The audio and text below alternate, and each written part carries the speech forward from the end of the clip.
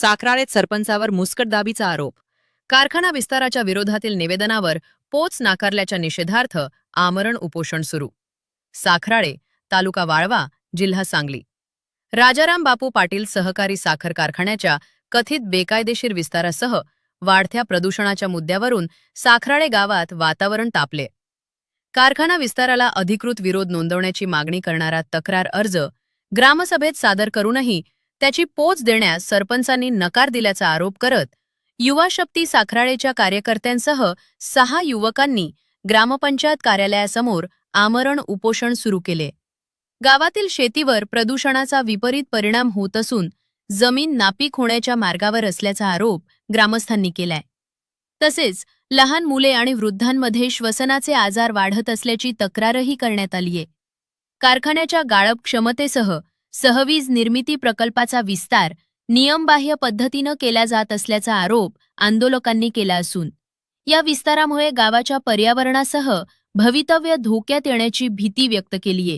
ग्रामपंचायतीने कारखाना विस्ताराचा प्रस्ताव येण्यापूर्वीच नाहरकत दाखला दिल्याचा आरोपही आंदोलकांनी केलाय. तसेच विस्तारासाठी आवश्यक असलेल्या पर्यावरणीय परिणामांच्या अंदाजाचा प्रकल्प अहवाल कारखाना बंद झाल्यानंतर घेण्यात आल्याचा गंभीर दावा आंदोलकांकडून करण्यात आलाय. दिनांक 25 ऑगस्ट रोजी झालेल्या ग्रामसभेत युवा शक्ती साखराळेच्या कार्यकर्त्यांसह शेकडो ग्रामस्थांनी कारखाना विस्ताराला अधिकृत विरोध नोंदवावा आणि प्रदूषणाबाबत कायदेशीर कारवाई करावी अशी मागणी करणारा लेखी तक्रार अर्ज सादर केला. मात्र या अर्जाची अधिकृत पोचपावती देण्यास सरपंचांनी नकार दिल्याचा आरोप कार्यकर्त्यांनी केला. या कथित भूमिकेच्या निषेधार्थ आणि गावाच्या अस्तित्वासाठी 6 युवकांनी मंगळवारी दुपारी 4 वाजल्यापासून ग्रामपंचायत कार्यालयासमोर आमरण उपोषण सुरू केले. रात्रभर उपोषण सुरू असून उपोषणकर्त्यांची प्रकृती खालावल्यास ग्रामपंचायत, वाळवा, पंचायत समिती आणि सांगली जिल्हा परिषद प्रशासन जबाबदार राहील असा इशारा आंदोलकांनी दिलाय.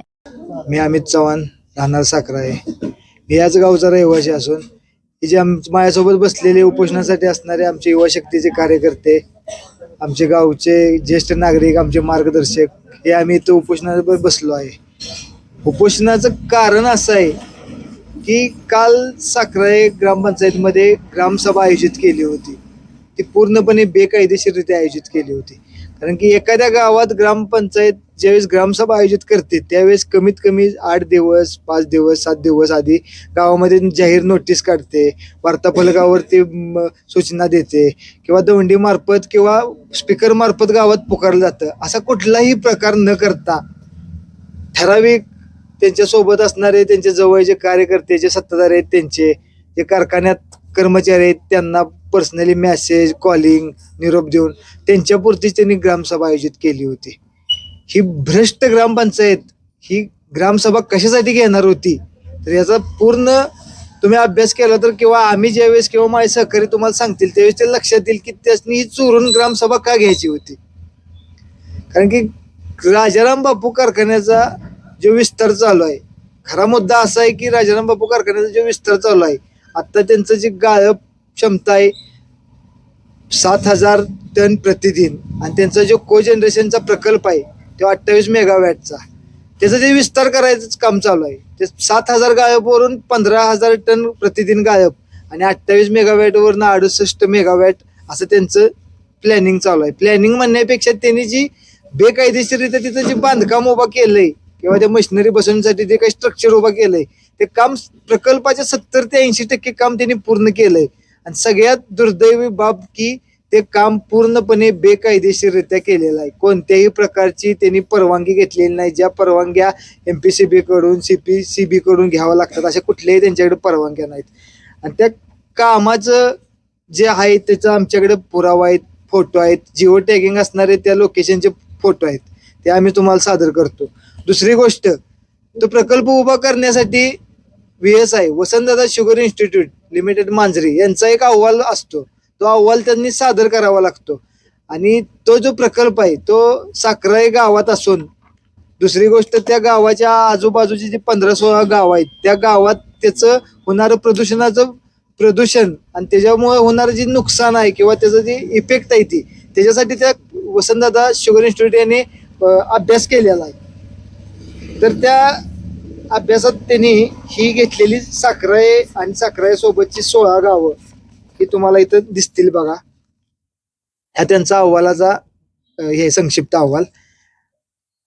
आणि तो जो अहवाल बनवलाय तो अहवाल बनवलेला म्हणजे त्यांनी ज्या स्थानिक पर्यावरणाचं नमुनं म्हणजे जे हवेच असतील, पाण्याचं असतील, मातीचं असतील, ते घेतलेला कालावधी जे तुम्हाला इथं दिसेल, अभ्यास स्थानिक पर्यावरण अभ्यास कालावधी 3/3/2025 ते 31/5/2025 या कालावधीत त्यांनी या भागातलं साखराळे गावातलं आणि बाकीचे जे 15-16 गाव आहेत त्या आसपासची त्या गावातलं त्यांनी चाचण्या केल्या आणि त्याचं जे नमुने घेतलं ते ह्या तारखेला घेतलं.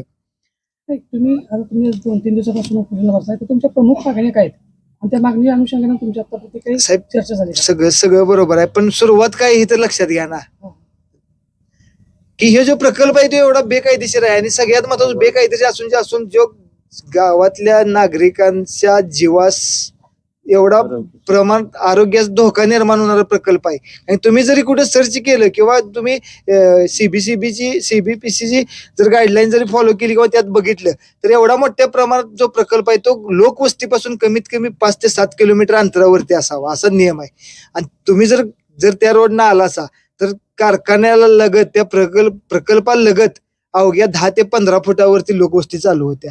मग एवढा घातक जीव घेणा प्रकल्प इथं होत असेल आणि भविष्यात आमच्या गावातील नागरिकांचे, वृद्ध, लहान मुलांचे जर आरोग्य धोक्यात येणार असतील, त्यांना फुफ्फुसाचे, हृदयविकारासारखे किंवा डोक्यामध्ये असे रक्ताच्या गाठी होणारे म्हणजे ते प्रत्येक प्रदूषण वेगळं आहे, ह्या प्रकारे जे वेगवेगळे होणारे आजार होणार असतील तर तो प्रकल्प कशासाठी आम्हाला पाहिजे. तर त्या प्रकल्पाच्या विरोधात आमचं ही जी चालू आहे तेच आम्ही काल ग्रामपंचायतीमध्ये ग्रामसभेदरम्यान मांडायला आलेलो होतो.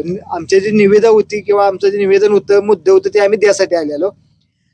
आल्यानंतर आमच्याकडून मुद्दे जे काय आहे ते आमचं निवेदन आहे ते आमचं तोंडी स्वरूपात आम्ही मांडलं. मांडल्यानंतर ग्रामपंचायतीचं सरपंचांचं किंवा ग्रामसेवक असतात त्यांचं कर्तव्य आहे की आम्हाला त्याचं उत्तर देणं, पण त्याने आम्हाला कुठल्याही प्रकारचं उत्तर न देता आमचा मुद्दा ऐकल्यानंतर त्याने आम्हाला सांगितलं की एक काम करा, तुम्ही आम्हाला लेखी स्वरूपात निवेदन द्या आणि आम्ही तुम्हाला लेखी स्वरूपात त्याचं उत्तर देतो. आम्ही लेखी स्वरूपात त्यांना निवेदन सुद्धा दिलं. हे आमचं कालचं निवेदन आहे जे काल ग्रामसभेला दिलेलं हे निवेदन आहे. आमच्या प्रमुख 2-3 मागण्या आहेत, त्या मागण्या आम्ही ग्रामपंचायतीकडे केलेल्या. तर हे निवेदन घेतलं, स्वीकारणारे सरपंच होते, उपसरपंच होते, त्यांनी स्वीकारलं आमच्याकडून आणि आम्ही त्याची पोच मागितल्यानंतर आम्हाला सांगितलं की एक 15-20 मिनिटं थांबा, आमची एक मीटिंग आहे, ती मीटिंग झाली की आम्ही तुम्हाला त्याची पोच देतो. असं करून आम्हाला 1-1.5 तास थांबवण्यात आलं. 4-4:15 वाजले असताना खाली सगळी वडणं असणारे जे मीटिंगला बसलेले म्हणजे त्यांचे सदस्य, सरपंच, उपसरपंच, कर्मचारी सगळे खाली आले. खाली आल्यानंतर आम्ही विचारले की साहेब आता तरी पोच द्या, आम्हाला बाकीची पण कामं आहेत. तर त्याने आम्हाला चालू केलं की दम आहे का नाही, येतो की कुठे काय आम्ही पळून निघालो काय, आता 4 वाजले, त्या अजून 5 वाजाय वेळ आहे, 5 वाजता ग्रामपंचायत बंद होती, 5 वाजेपर्यंत देण्यात येईल, थांबायचं जमतंय का नाही. मग ठीक आहे म्हणलं आम्ही 5 वाजेपर्यंत थांबतो, आम्हाला 5 वाजता तरी पोच द्या, तर बघू आम्हाला वेळ मिळाला तर देतो नाहीतर आम्ही पोच करतो, असे उडवाउडवीची उत्तरं दिली. त्यातनं पण आम्ही जरा विचारणा केली की साहेब तुम्हाला ही बंधनकारक आहे, आम्हाला फक्त पोच पाहिजे, आम्ही म्हणत नाही की या निवेदनावर तुम्ही ऍक्शन घ्या किंवा त्याचा मुद्दा आम्हाला समजावून सांगा किंवा काय करा. तर त्यातला एक जण म्हणला की आम्ही ते देऊ शकत नाही, आम्हाला तो अधिकार नाही देण्याचा. ह्या भाषेत केल्यानंतर आम्ही त्यांना म्हणलं असं काय आम्हाला सांगू नका, तुम्हाला जर द्यायचं नसलं तर तुम्ही आम्हाला एखाद्या कोऱ्या कागदावर लिहून द्या शिक्का मारून की आम्हाला हा अधिकार नाही की तुम्हाला पोच देण्याचा, तर आम्ही इथून जातो.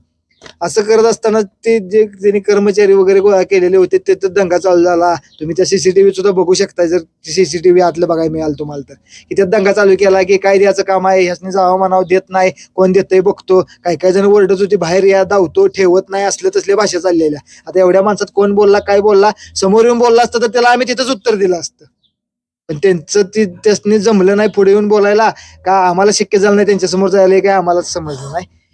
मग ह्या मागण्याला त्याने आमच्या फेटाळल्या, आम्हाला पोच दिली नाही म्हणून आम्ही इथेही उपोषण केलेलं आहे. आणि जोपर्यंत आम्हाला त्या आमच्या निवेदनावरती पोच मिळत नाही आणि ते कारखान्यात चालू असणारं बेकायदेशीर 70-80% झालेलं बांधकाम आहे ते बंद करत नाहीत पूर्णपणे ग्रामपंचायत, तोपर्यंत आम्ही इथनं हे उपोषण सोडून उठणार नाही, हे आमचं पवित्र आहे.